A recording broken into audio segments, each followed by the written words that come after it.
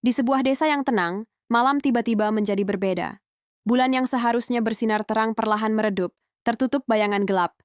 Ini bukan malam biasa, ini adalah malam gerhana bulan. Warga desa pun berbondong-bondong keluar rumah, berkumpul di alun-alun dengan raut wajah cemas bercampur penasaran. Di tengah kerumunan itu, seorang anak laki-laki bertanya pada ibunya, "Ibu, kenapa bulannya dimakan raksasa?" Seorang pak tua yang bijaksana, dengan baju koko krem dan sarung batiknya, tersenyum mendengar pertanyaan itu. Ia pun mulai bercerita. "Anakku, ini bukanlah ulah raksasa. Menurut dongeng leluhur kita, gerhana adalah saat di mana bulan sedang diuji. Dulu, bulan pernah merasa paling terang dan paling hebat. Sang pencipta lalu memberinya ujian dengan mengambil cahayanya sejenak, untuk mengingatkan bahwa kekuatan sejati bukan datang dari diri sendiri, melainkan dari kebersamaan." Pak Tua melanjutkan, ujian ini juga menjadi pengingat bagi kita, manusia. Saat bulan meredup, kita diajak untuk berkumpul, saling menjaga, dan berdoa bersama.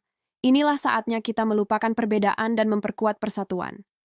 Tepat saat gerhana mencapai puncaknya, langit menjadi gelap gulita.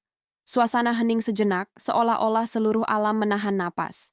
Dalam keheningan itu, warga seakan melihat bayangan indah di langit, sosok roh bulan dengan gaun putihnya yang berkilauan, tersenyum lembut seolah berterima kasih.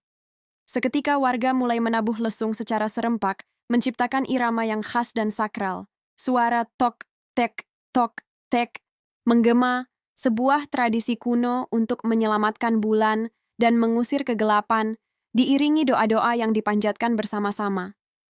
Perlahan, cahaya bulan mulai kembali muncul dari balik bayangan. Wajah-wajah cemas kini berganti dengan senyum lega dan syukur. Kepala desa lalu maju ke tengah kerumunan. "Saudara-saudaraku, malam ini kita kembali diingatkan akan kekuatan tradisi dan kebersamaan. Mari kita terus jaga alam kita, lestarikan warisan leluhur, dan terus eratkan tali persaudaraan kita." Seorang gadis desa dengan kebaya hijaunya yang anggun menambahkan dengan suara lembut, "Gerhana ini mengajarkan kita tentang persatuan dalam menghadapi cobaan, tentang rasa syukur atas cahaya yang kembali, dan tentang harapan bahwa setelah kegelapan, terang akan selalu datang." Malam itu, desa tidak hanya menyaksikan fenomena alam, tetapi juga merayakan sebuah makna mendalam tentang kehidupan. Terima kasih sudah menyimak cerita dari desa kami. Jangan lupa untuk like, komen, dan subscribe agar kita bisa terus berbagi cerita penuh makna lainnya. Sampai jumpa.